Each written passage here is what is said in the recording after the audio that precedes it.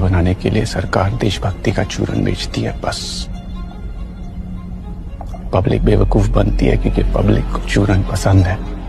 किसी हद तक पैट्रियोटिज्म बहुत बढ़िया रहती है और किसी हद तक पैट्रियोटिज्म बेकार रहती है। जॉन लेनन ने अपने इमेजिन गाने में कहा था, imagine if there is no country worth dying और किलिंग फॉर, तो क्या होता। बट वो बड़ा यूटोपियन है, वो बड़ा स्वर्ग के तरीके का सिचुएशन है, वो रियल वर्ल्ड में काम नहीं करता। बट ये जो पैट्रियोटिज्म के नाम पे आप हमें बताते हो या किसी को भी बताते हो कि क्या चीज़ बॉयकॉट करनी चाहिए, क्या चीज़ बैन करनी चाहिए, हम खुद का अपना दिमाग नहीं लगाते, तो that is something which is problematic. ये सरकार में कोई दोष नहीं है, वो तुम में दोष है, बिकॉज तुम सोच ही नहीं पाते उसके आगे। प्रॉब्लम ये है कि जितनी भी कंट्रीज़ हैं ये आपस में इंटरलिंक्ड हो चुकी है, ग्लोबली इंटरलिंक्ड है।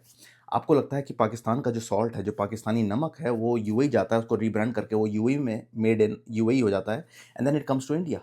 तो वो चीज़ हम क्यों नहीं बॉयकॉट कर सकते? वो नहीं कर सकते बिकॉज बिजनेस उसमें इन्वॉल्व हुए हुए हैं, पैसा उसमें इन्वॉल्व हुआ हुआ है। बड़ी सारी ऐसी कंपनीज है जैसे कि प्रॉक्टर एंड गैम्बल या आपकी नेस्ले, ये इंडिया में भी है और पाकिस्तान में भी है। ये for sure raw material share करते हैं, फॉर श्योर ये डिज़ाइन शेयर करते हैं, फॉर श्योर कोई ऐसी चीज़ होगी जो इंडिया में नहीं होती कि वो रॉ मटेरियल पाकिस्तान से आता है।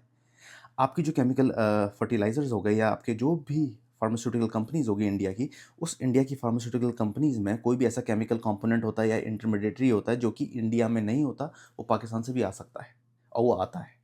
तो क्या हम वो दवाई लेना बंद कर दें? So sometimes I feel like public का जो एंथुसियाज़्म है उसको किस तरीके से यूज़ करा जाता है। जब भी वो नाटक होते थे जो जयपुर या राजस्थान साइड में होते थे, जिस ऊपर से धागा कनेक्टेड रहता था एंड देन अपने इशारों पे नचाते थे, तो उसी तरीके से है भाई, तुम्हारा जो इमोशन है, तुम नहीं डिसाइड कर पा रहे हो कि भाई तुम्हारे इमोशंस किस कब आने चाहिए।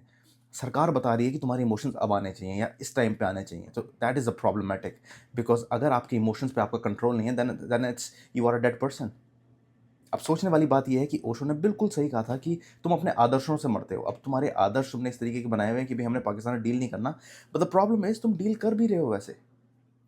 अपना आईफोन देख लो, उसका कोई भी चीज़ जो अभी मेड इन चाइना है, तुम्हें क्या लगता है कि उसमें कोई भी स्मॉल से स्मॉल बारीक कोई चीज़ होगी जो चाइना में नहीं होगी, वो पाकिस्तान से नहीं आती होगी या पाकिस्तान के थ्रू नहीं आती होगी? और अगर पाकिस्तान के थ्रू आ रही है तो वहाँ पे वो पे नहीं कर रहे हैं। तो इनफैक्ट जो तुम पे कर रहे हो, वो एडिशनल कॉस्ट तुम पे कर रहे हो, वो पाकिस्तान के थ्रू आई थी।